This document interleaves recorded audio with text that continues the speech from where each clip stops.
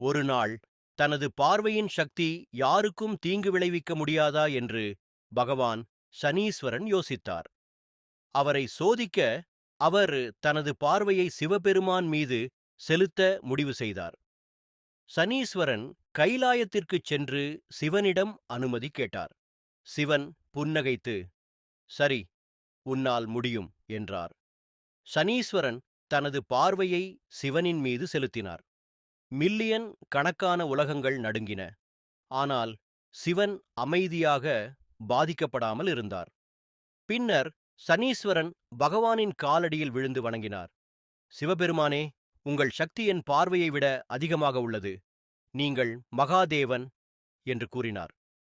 சிவபெருமான் புன்னகைத்து, "சனீஸ்வரன், உன் கடமையை நேர்மையாகச் செய்.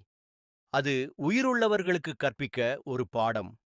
என் அருள் எப்போதும் உனக்கு இருக்கும்" என்றார். அன்று முதல் சிவனும் சனீஸ்வரனும் ஒருவருக்கொருவர் எதிரெதிர்களாக மாறினர்.